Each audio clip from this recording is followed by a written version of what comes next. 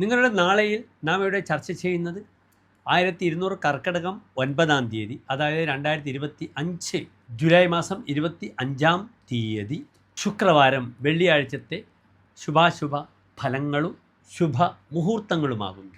എൻ്റെ പ്രിയപ്പെട്ട പ്രേക്ഷകർ പിതൃകർമ്മങ്ങളൊക്കെ ചെയ്ത് പിതൃക്കളുടെ അനുഗ്രഹ ആശിസ്സുകൾ വാങ്ങിയിരിക്കുമെന്ന് ഞാൻ വിശ്വസിക്കട്ടെ. നാളെ വെള്ളിയാഴ്ച തൃശ്ശൂർ സൂര്യോദയം കാലത്ത് 6:16, അസ്തമയം വൈകിട്ട് 6:46. നാളത്തെ വെള്ളിയാഴ്ചത്തെ രാഹുകാലം കാലത്ത് 10:30 മുതൽ 12 മണി വരെയുള്ള 1.5 മണിക്കൂർ ദൈർഘ്യ സമയമാണ്. നാം ശുഭകാര്യങ്ങളൊന്നും തന്നെ രാഹുകാലത്ത് അനുഷ്ഠിക്കാറില്ല.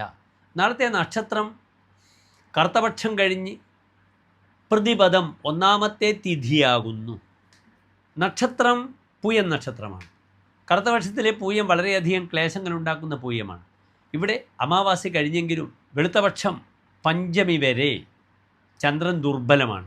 അതിനാൽ നാളത്തെ പൂയം നക്ഷത്രവും ചന്ദ്രൻ അങ്ങേയറ്റം ഒരു മംഗളകരമായ കാര്യങ്ങൾ ചെയ്യുന്ന ചന്ദ്രനല്ല, നക്ഷത്രമല്ല. പ്രതിപദം ദാരിദ്ര്യത്തെ ഉണ്ടാക്കുന്നു. ദാരിദ്ര്യം പ്രതിപദം കുര്യാത്. തിഥികളിൽ 1-ാമത്തെ തിഥിക്കാണ് നാം പ്രതിപദം അഥവാ പ്രഥമാ തിഥി എന്ന് പറയുന്നത്. അത് വെളുത്തപക്ഷത്തിലേതായാലും കറുത്തപക്ഷത്തിലേതായാലും അത് ദാരിദ്ര്യത്തെ ഉണ്ടാക്കുന്നു. തിഥി ദുർബലമാണ്. പൂയം നക്ഷത്രവും കറുത്തപക്ഷത്തിൻ്റെ ആ ആധിക്യത്തിൽ നിന്നും വന്ന പൂയം നക്ഷത്രമായാൽ അതിനും പ്രായേണ ബലം കുറവാണ്. നാളെ പൂയം നക്ഷത്രമാകയാൽ നിങ്ങൾക്ക് അയ്യപ്പസ്വാമിക്ക് അല്ലെ ശാസ്താവിന് അല്ലെ ഹനുമാൻ സ്വാമിക്ക് നെയ്വിളക്ക് സമർപ്പിക്കാം.